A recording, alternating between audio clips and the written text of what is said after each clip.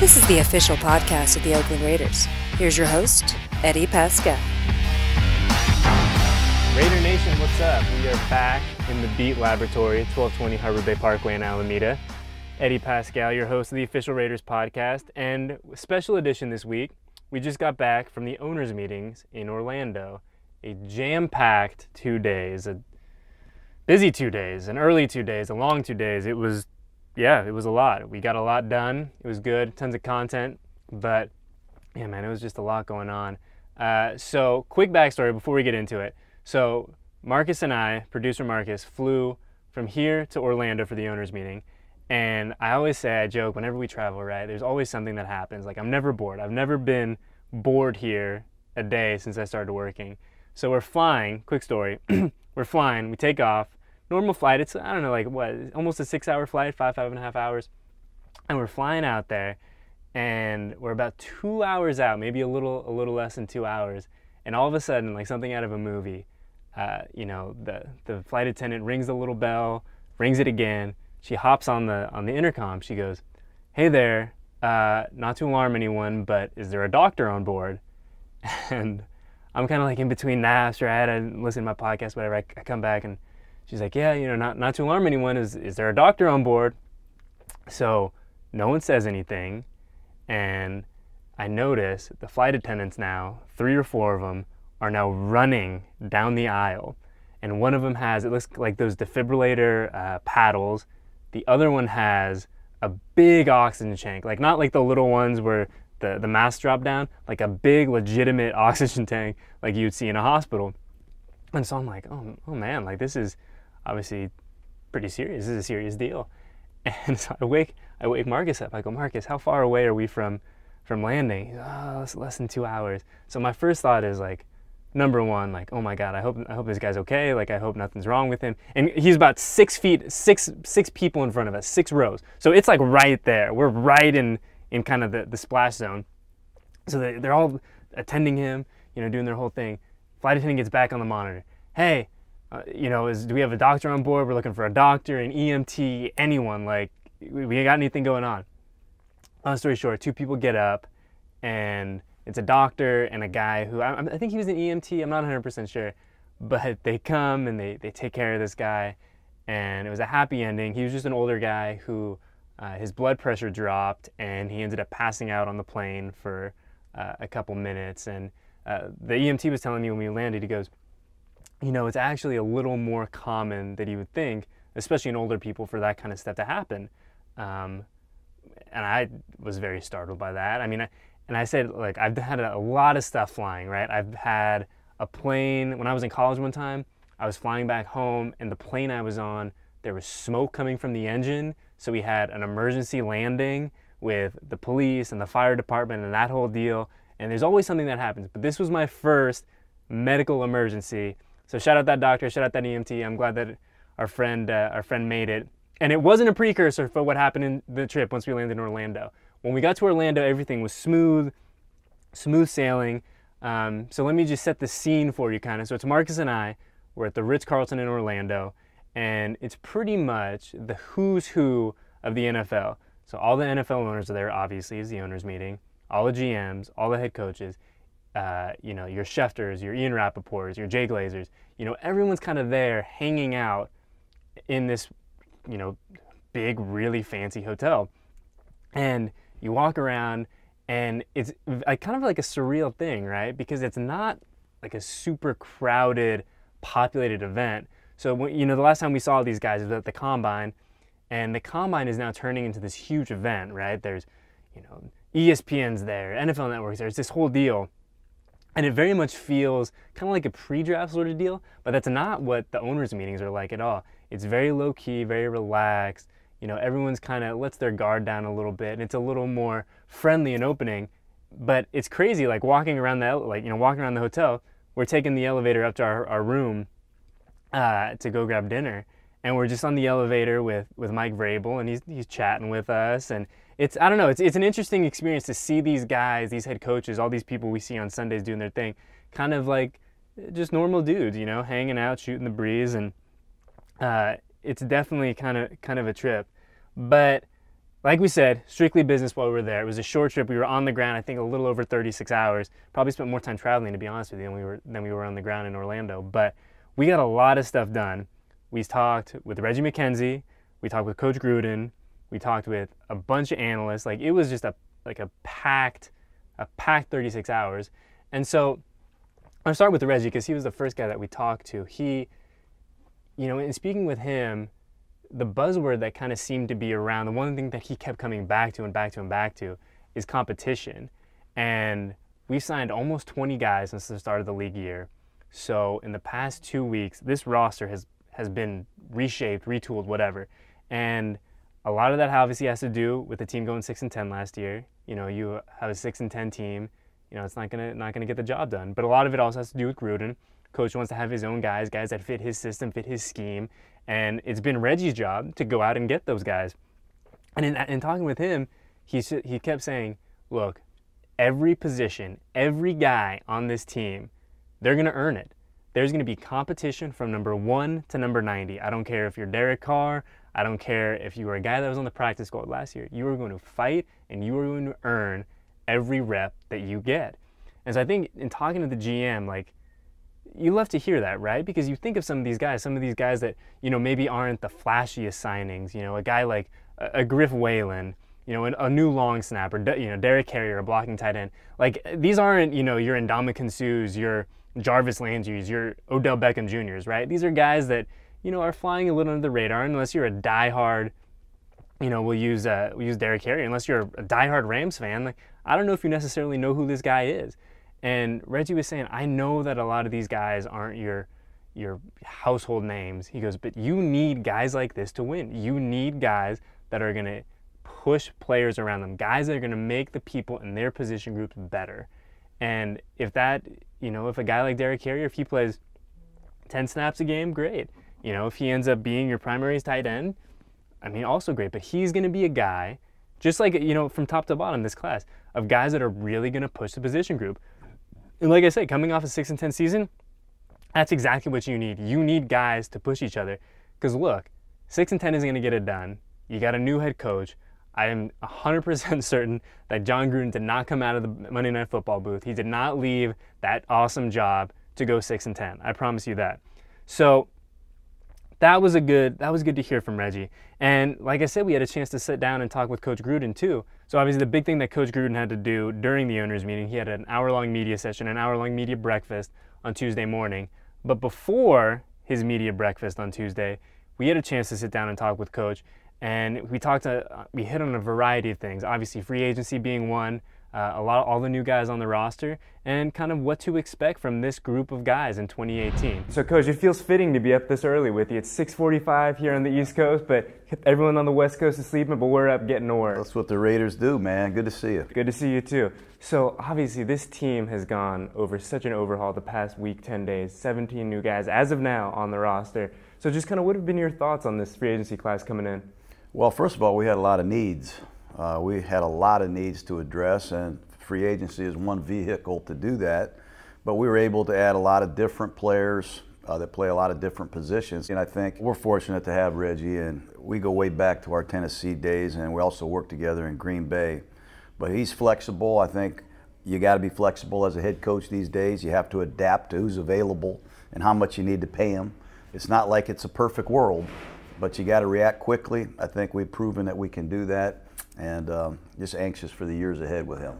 Obviously here in Orlando, the other 31 coaches and GMs and owners all here. Does seeing these guys get your competitive juices flowing a little bit? When you see the coach of the Denver Broncos walking down the hall, does that get you going? You just say the word Denver Broncos, man, I get going. I see Andy Reid of the Chiefs, Coach Lynn of the Chargers. The AFC West traditional battles are always exciting, but seeing my brother, Sean McVay, and Shanahan, all the guys that were on my staff, Mike Tomlin, it's been pretty cool. Have you had that moment yet, now that we're a couple months into this, where you sit back and you go, okay, I'm back in the fold? I have that moment every day I wake up. I say, man, this is awesome. I'm really excited for April 9th. I haven't had a chance to even really meet our team yet. As crazy as it sounds, I've been a head coach for almost 70 days and haven't been able to sit down with any of my players yet. So that's what I'm most excited about, the opening of the off-season program, where I can officially sit down in a meeting with our guys and start talking Raider football. April 9th, right? That's the day that we've had circled on the calendar since you got here. What's it going to be like to address the team, that first team meeting when you sit down and you look these guys in the eyes and you address your group of men as the head coach of the Oakland Raiders once again? Well, it'll be exciting. We're not going to say too much on April 9th. Biggest thing we're going to do is introduce Tom Shaw, our new strength coach. He's outstanding. There's a different program in the weight room this year. We're going to address that, and we're going to hit the field hard, working out, running, lifting weights, and then we get into some technical football as we start teaching our system. It's time to get to work, and let's start putting this team together. How excited are you to work with the Beast, Marshawn Lynch? I am excited. Archie's excited to see the Beast back in silver and black. He's one of Oakland's finest. We brought in Tom Cable, his ex-offensive line coach. I think that'll help him. And Breno Giacomini, an ex-Seattle Seahawk right tackle, is in the fold as well. So he's got some familiarity around him. And I think with Doug Martin and our two young halfbacks, I think we have the ability to service them. We also got Keith Smith, a very good fullback from the Dallas Cowboys, who will be the lead back. You know, so sitting in your office right now, you know, on these days, what's take me through a morning in Coach Gruden's office. What are you up to? Man, we get in there early. You got to prepare for the morning meeting, so you got to get in there early. That's 4 o'clock in the morning, whatever it is, and we have an offensive staff meeting usually right now from 7 till noon. Then you got to go downstairs, get a workout. You got to get in shape. And then from about 1:15, 1:30 till 6 o'clock, we work on the college draft. And it's a grind. It's a daily process. You have to entertain free agents. Obviously, these cell phones work. You got to call the agents. You got to recruit them. You got to beg them. You got to do whatever it takes to get some transactions done. But every day has been a grind, and that's what I love the most about being back with the Raiders. So what would your message be to the Raider Nation right now leading in to the NFL? Just get ready. You know, do your sit-ups, do your push-ups, work on your vocal cords. Have faith that we're doing everything we can to bring you the best product on the field possible. I think you're going to love our coaching staff. I think you're going to love the way we play, but we got to prove it. But we're going nowhere without the Raider Nation. I like that. Couldn't have said it better myself. Appreciate the time, Coach. Thank you, Mac. So yeah, huge thanks to Coach for taking a couple minutes to chat with us. Obviously a busy time of the year for him, and you know, rebuilding this roster, getting ready for April 9th, like he said, the start of the offseason workout program, which is going to be a huge couple weeks for this team, for Silver and Black Productions, for Raider Nation. It's exciting. It's our first chance we're going to see these guys back in the building. Also, while we were in Orlando, speaking of Coach Gruden, we spent a little time with someone who knows Coach probably better than most any other NFL player. We sat with Chris Sims, who now obviously works for Bleacher Report, NBCSN, doing his analyst deal. He hosts a really great podcast himself. So before he was an analyst, a guy who spent his weekends breaking out X's and O's, Chris Sims was a young quarterback for the Tampa Bay Buccaneers, and his head coach, yep, you guessed it, Coach Gruden. And so we talked with Chris, and I said, Chris, you know, what would your advice be to Derek Carr? You know exactly the shoes that he's in right now. You've been through this. You've seen this movie with Coach Gruden as a quarterback, and you know him being your head coach. So what would you tell Derek for him to get ready in 2018?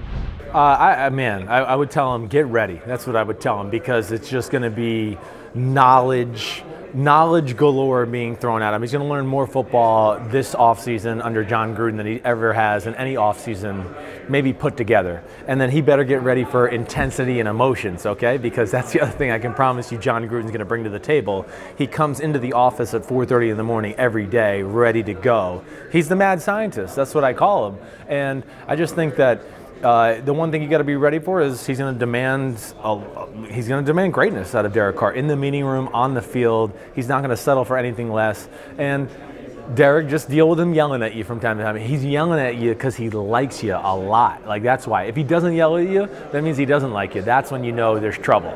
So and so many people we've talked to, the thing that they bring up all the time, we hear over and over, is the verbiage of the playbook. Sure. The playbook is 1,000 pages long, and right. a simple run to the right is 47 words. So what would an example of a call in a Gruden playbook be compared to something, say, in someone else? Well, it certainly is more. I'll say this right here. I just had a conversation with John Gruden, and he told me that that's been the big thing he's done since he last coached me or left Tampa, is that he's condense the verbiage of his offense. So I guess you're going to see more of that. But yes, as compared to other offenses I was in, certainly one of the most complex, and definitely maybe the most long-winded at time, because Gruden, of course, is very detailed, as you guys are finding out, and he wants everybody to know their specific job. But a play might be, hey, we're going to go dummy snap count, west right slot, Z counter orbit, 72 Z bingo use split. We're going to can it with 58 Lexus, and I want to apple it with 314 hammer on one, dummy snap count on one, ready, break. That's how we do it.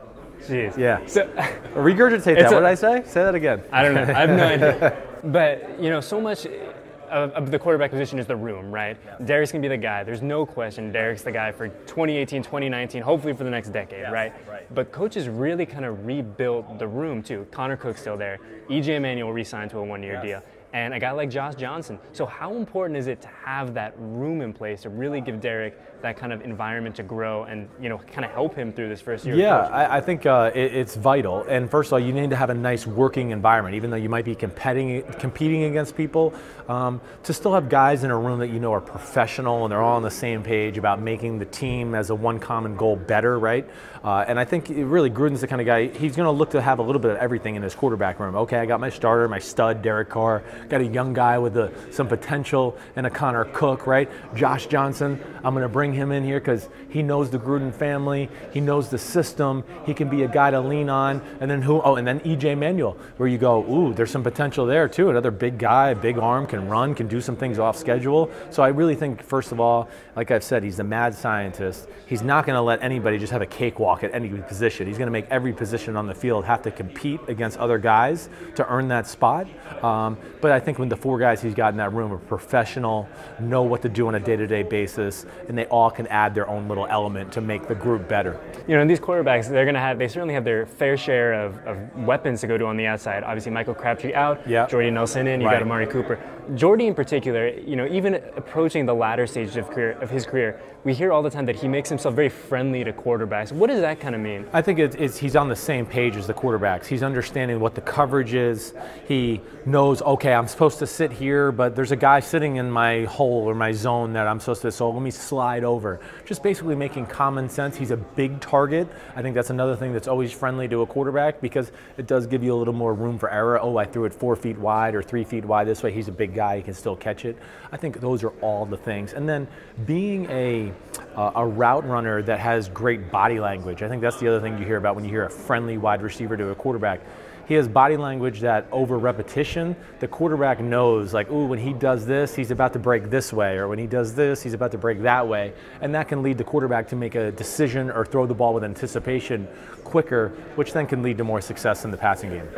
When Coach spoke at the Combine, he had that comment that kind of has been going around, is I'm bringing the old school football back, we're throwing it back to 98. And you look at what he's done in free agency, right?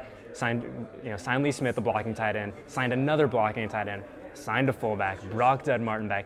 In a perfect Gruden offense, is that what he really wants to do, is pound the rock, pound the rock, pound the rock? That was our saying. That was what we called it in Tampa, pound the rock.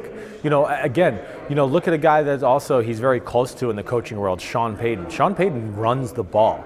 I know they're known for their passing, but the one thing that I think Coach Gruden always did really well, and some of the other great offensive coordinators in the sport do, is they run the ball. It might not always be with success, but they're going to make you at least take into an account and not become one-dimensional. They're going to run it. They're going to stay patient with it because it helps their offense. It helps the offensive line. It slows down pass rushers. And most importantly, it sets up other big play opportunities off of the play action, where it's where you see a majority of big plays happen in the pass game in the NFL. If Coach wants to pound the rock, pound the rock, pound the rock, probably not a better guy to do that with than Marshawn Lynch either. What? Oh my gosh. I wish I could be in the first few meetings that Gruden's in after Marshawn has one of his Beastquake runs. I mean, he is going to be slobbering all over Marshawn Lynch because he's going to love him. Marshawn is a physical specimen that just doesn't come around all that often. So to be that big and physical and that quick and have people bounce off you, and then, of course, he's got a little edge to him, which I know Coach Gruden likes. I just think it's the perfect marriage. All right, so I'll get you out of here on this. For Derek Carr to be successful in 2018, for the Raiders to find some success, what needs to happen? Well, I think the first thing is his health. But I think just in general, listen to John Gruden, execute the offense. That's really what I would say is going to be the biggest thing. Just listen to what he tells you. He's going to teach you all the right things, all the keys to look for. know the offense like the back of your hand so you can get out of the huddle quickly so he's not yelling at you, hurry up, tempo, because that's what you're going to hear a whole lot of. But all of those things, and then knowing the offense too so he can, you got to line up here. There's going to be a receiver or a running back who's going to break the huddle and go, oh, wait, what is this? And you got to be able to just on the fly go, oh, no, you got this here right there. So he's got to be that ultimate general and just have thick skin, big Derek Carr, and kick some butt. So one more, sorry. Yeah. As far as tandems go in the NFL, that Amari Cooper, Jordy Nelson is probably pretty hard to beat, isn't it? It's pretty strong. It's up there. I mean, listen, again, Jordy, I don't think we've seen the real Jordy because he's really kind of just getting back from that ACL injury that he got a few years back. I think this is the year we're going to see more of the Jordy Nelson we knew before that ACL injury. But yes, you got a little bit of both. Amari Cooper, I mean, he is Hall of Fame type talent. There's no denying that. If he can just limit the drops and some of those things that he's had issues with, man, you got a guy that's big and smart and good route runner on one side, and then you got an Amari Cooper who is just an ultimate physical talent, who's smart and can run routes and can run by you. Yeah, you're going to have your work cut out for you if you're a defensive coordinator. So yeah, big shout out to Chris Sims for taking the time to kick it with us at the owners' meetings. And you know, one thing before we kind of move on is I was talking to Chris after the interview, and we were kind of just talking about everything that Gruden brings to the table, what Derek should expect. And one thing that he told me that really stuck out, he goes, look, you know, Derek is going to be inundated with information, right? He is going to have so much information at his hands, at his fingertips. He goes, you know, for a quarterback, like, yes, that can be overwhelming. It can be kind of nerve-wracking. You have so much going on. I got to get the play calling. I got to do this. I got to do that. But at the same time, he goes, Derek will never be more prepared come Sunday. He goes, when he gets to the line of scrimmage, he is going to know exactly what to do for not only exactly what he sees, but for 7 different variations of how that could change once he gets to the line. He goes, coach is going to have him. There's going to be a plan A, there's going to be a plan B, there's going to be a plan C, D, and E. Like, there is nothing that he's going to see that he's not going to be prepared for. So I thought that was just a little quick, interesting bite that didn't make it in the interview, but I think certainly says something about, you know, this relationship that Derek and Coach Gruden are going to have going forward. So that's it. Thank you to Chris Sims. Thank you to Coach Gruden. That's it for this edition of the Official Raiders podcast. And don't look now, but April 9th is pretty soon on the calendar here. So, like I said, start of the offseason workout program. We're going to have a ton of really good content coming from Silver and Black Production, Raiders.com, Raiders social media. You guys know that. You know where to follow us. But yeah, and don't look now either. We're a month out, less than a month out from the start of the 2018 NFL Draft in Arlington, where the Silver and Black will pick number 10 overall. So, like I said, thank you to our guests. Thank you to producer Travis, producer Marcus. It's been a good podcast, and we will catch you guys on the other side. Thanks for listening to the official podcast of the Oakland Raiders.